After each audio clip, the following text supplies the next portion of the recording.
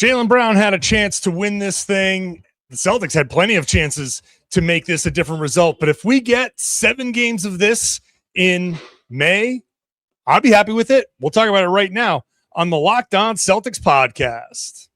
Locked On Celtics pod, home of the winners. Hey there, welcome back to the Locked On Celtics podcast right here on the Locked On Podcast Network. Where is your team every day? Your team is the Boston Celtics, and I talk about them every Monday through Friday, plus bonus podcasts when they play on weekends. Plenty of weekend games this month, so make sure you're subscribed wherever you get your podcast. Watch the show on YouTube. If you're watching on YouTube, you'll see that I'm here at Little Caesars Arena and what's left of the floor behind me. So I'm sitting up here after the Celtics lost to the Detroit Pistons. So I hope you're enjoy the view, enjoy the sounds, the sights and sounds of the Bull Gang over here ripping up the floor. If you're new to the show, I'm John Karalis. I'm a beat writer for Sports Illustrated's Celtics on SI. I've been doing a version of the job for 20 years. I'm all choked up. I've been doing this podcast for 10, and I've written a couple books about the team. All right, let's just dive into this thing because the Celtics had their chances in a 104-103 loss. Later on, we'll talk about the turnovers, the foul trouble, Jaylen Brown's inefficient night, which didn't really help much. We'll get into individual performances throughout this game. There's no real flow. I think one of the things from this game is that the flow of the game was really terrible because it was a tough physical game. This was a typical kind of old school Celtics Pistons, just knock down, drag out, physical battle, which personally I love. I love physical basketball. I think this is it's kind of like a little bit of the best of both worlds. You see some guys shake free for opportunities to score and get shots. You see some guys kind of not be able to find a rhythm, find a flow, and it really is like one of those. Hey, you know, if you're a really good team, if you're really one of the best teams out there, you find a way to win this game. And look, the Celtics, like I said, they had their chances. Jaylen Brown, the Celtics, for a little bit, like 4.5 seconds to go, they have the ball. They get Jaylen on a straight drive from the top. He takes a little sidestep, fadeaway, mid-range jumper. We've seen him hit that shot I don't know how many times this year, over 100. So it's not a shot that you look at and you go, oh, that wasn't a great look. It's a totally fine look. And the Celtics had 5 guys on the floor where in that amount of time, Jaylen could have made another pass if something had presented itself. But the Pistons defended it well. Jaylen got that fadeaway, that kind of the shot. Like that shot is his kind of almost signature shot. And afterwards, he said it felt good leaving his hands.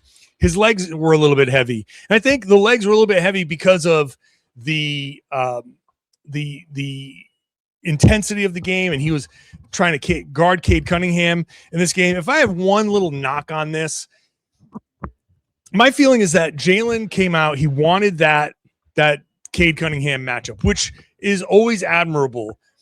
And, you know, he prides himself on, hey, I want to defend the other team's best player, and I want to be the guy to be like the number one option. And that's great, man. I love that attitude.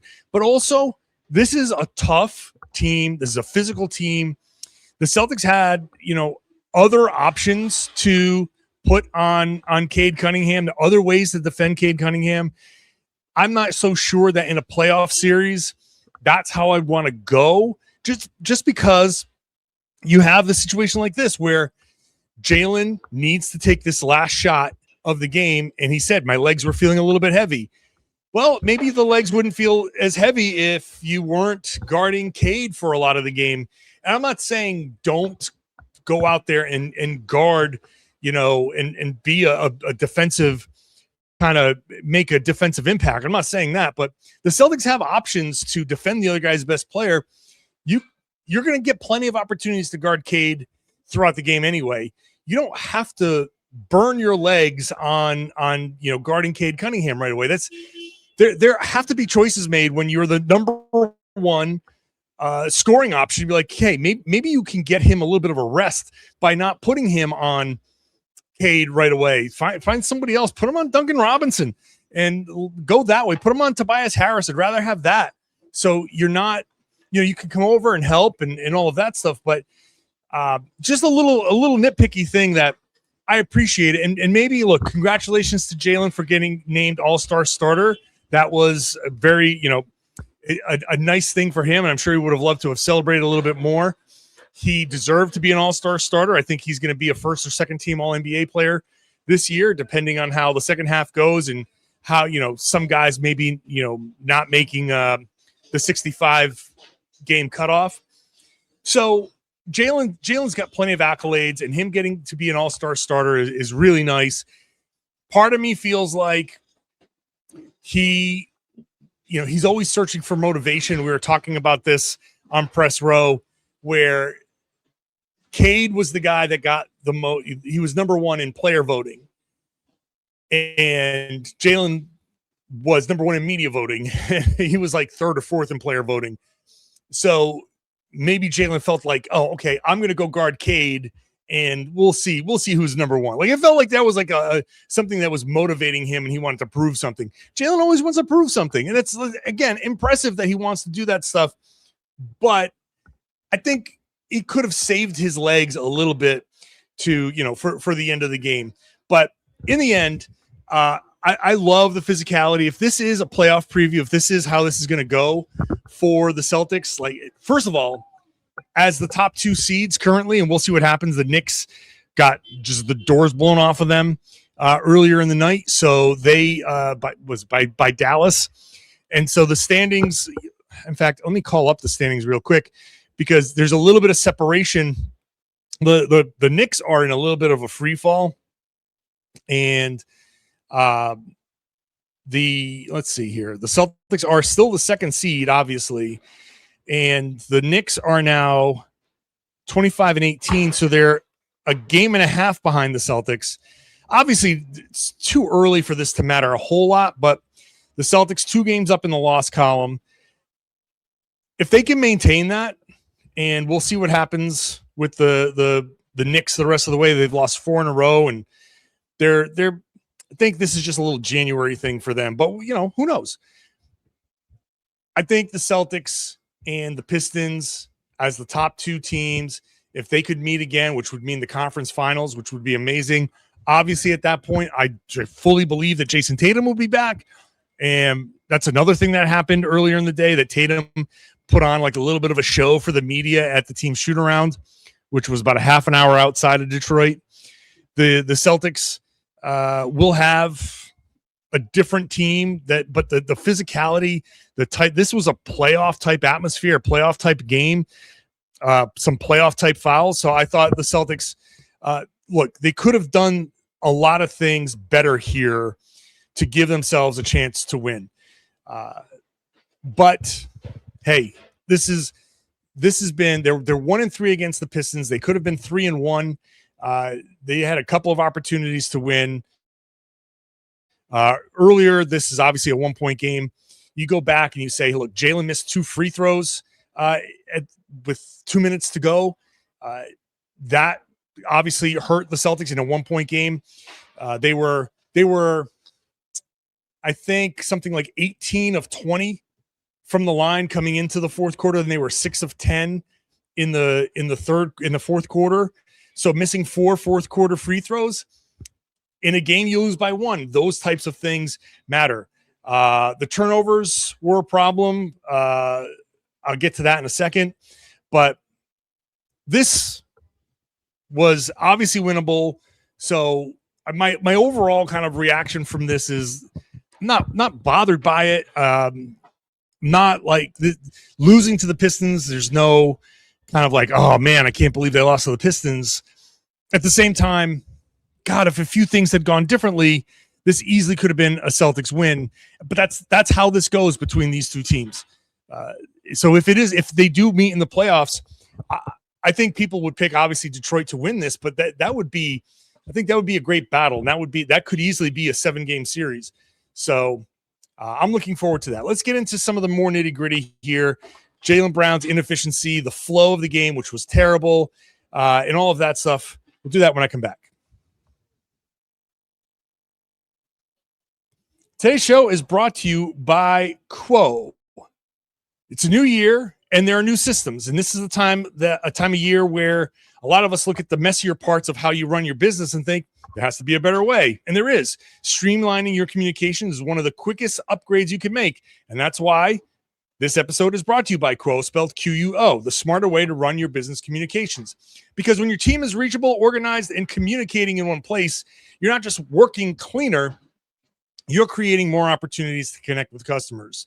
Your whole team can call and text from one shared business number, right? Nothing gets missed. It's all in one place. Everyone sees the full conversation thread, which makes replies faster and more personal. And it works right from your phone or your computer. And you can even keep your existing number. This is so important because when you're dealing with a company and you talk to multiple people, if they're not on the same page, you really lose confidence in the company that you're dealing with. It's happened to me plenty of times where you hang up the phone and you're like, these people don't know what they're talking about.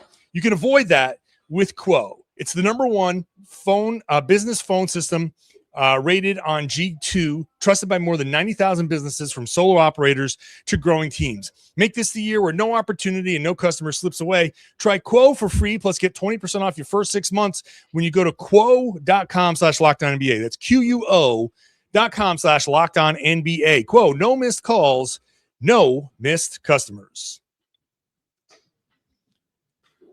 Thanks for making Locked On Celtics your first listen every day, and for making it the #1 Celtics podcast. And it's on the #1 sports network on the planet. That's because you, the everydayer who's with me every Monday through Friday, made it that way. And that is just incredible. I really do thank you. And we have podcasts for everything. So you want to get the Pistons side of things, go listen to Locked On Pistons. Maybe you're like all of us and all of the Celtics after the game. We didn't even do the post-game interviews until after the national championship game. You know, we got Locked On College Football. We got all of the teams covered. If you want to go listen to something there, whatever you want to listen to, we've got it covered. It's the #1 sports podcast network on the planet.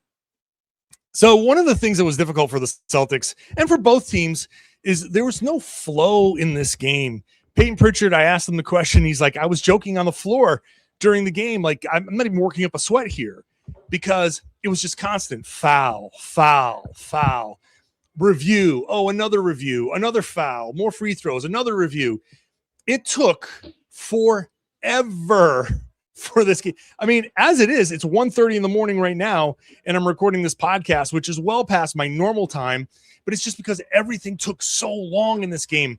8 o'clock start, plus all of the other stuff, plus NBC Peacock with the longer breaks, all of that.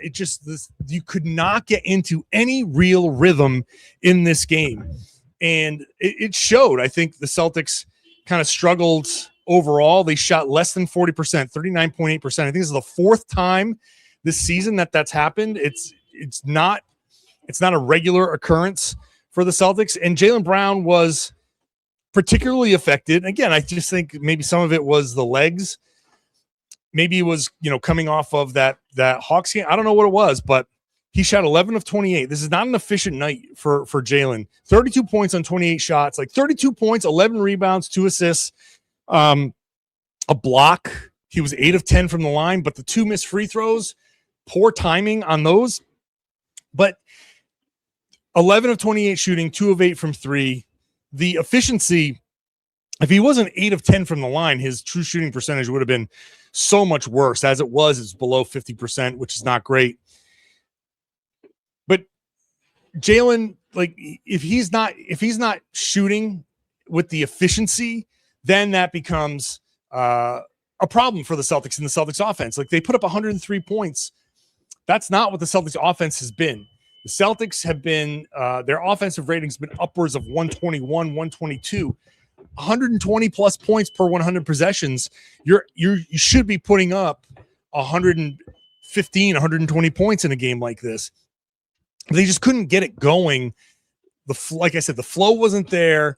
You couldn't get into any semblance of, hey, a regular offense. Like, okay, we're going to find this hot hand. There were a couple of stretches where Payton got hot and Sam got hot, but without the flow to this game, it really devolved into a lot of Jaylen just trying to hunt a mismatch and going at the Pistons. And part of why Jaylen was inefficient, yes, physicality.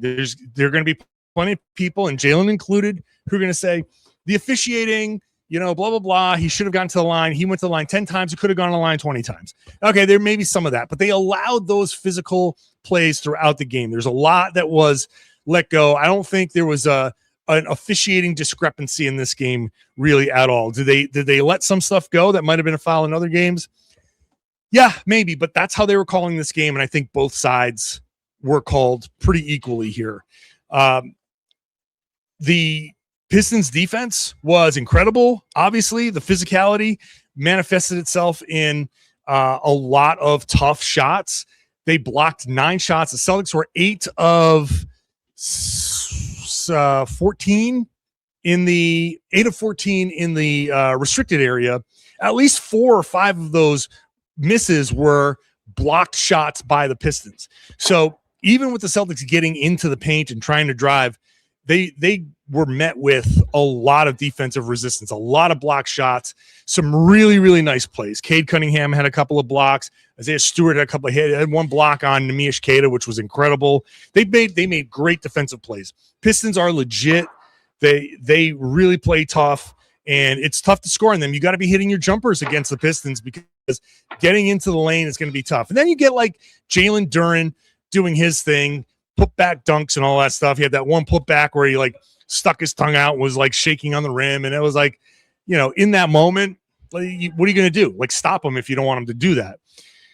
So the inefficiency, I think, was stemmed from the physicality. I think the tough shooting night was because of the Pistons defense for the most part. Some guys got going, and we can get into that. The turnovers early and the foul trouble were a big issue. Garza, 4 fouls early, and Queta at one point like turned an ankle, and he was in foul trouble, and he had to sit, and they went with Xavier Tillman for a little bit, and that didn't work out particularly great because he sat and never came back. They tried Baylor Shireman at the 5. And it didn't last very long. They went into the second half, and the fouls on Garza and Queta kind of went away. Queta got into foul trouble later on, and that did hurt. But Garza was able to kind of hang around a little bit more. So they didn't have to go to any of that experimental stuff. Like, look, sorry, Xavier Tillman. It's not happening. He played so fast. He really looked sped up out there, and which is not his fault necessarily. He hasn't played. And, you get in there and all of a sudden it's, like I said, it's a playoff type atmosphere. Yeah, he got sped up a little bit. The Shireman minutes weren't horrible as at the 5, but that's not something you want to go to. And they were small. The Pistons were a little small too. So, but you don't want to deal with that. You don't want to go with that for too long. So the foul trouble hurt them. The turnovers, at one point it was 16-0. The Pistons had a 16-0 advantage in turnover points off turnovers. The Celtics didn't turn the ball over an extraordinary amount, more than usual, but it ended up being like 14. Wow, there is some real stuff going on behind me. I never know how that's coming across on my audio. But anyway, the turnovers kind of subsided. The live ball turnovers kind of subsided in the second half, although there were still a lot of like offensive fouls, illegal screen type of things that were happening. So it ultimately was 19-4, the final tally in points off turnovers. The Celtics just, every time they made a mistake, it cost them, especially early first half, first quarter. The turnovers just, when you're trying to kind of deal with a team that's as physical as the Pistons are. And I know you're probably sick of hearing me say physical, but that it's just the name of the game. That's the story of this game. You got to be crisp. You got to hold on to the ball. You got to be the details. Those little details are what matter in a game like this. And it also matters to get like somewhat decent performances from the guys that you normally rely on, which makes the Derrick White performance just tough on a night like this. Something that, he went so long making threes, and now all of a sudden he's kind of falling into a rut. Let's get into the individual performances when I wrap up the show when I come back.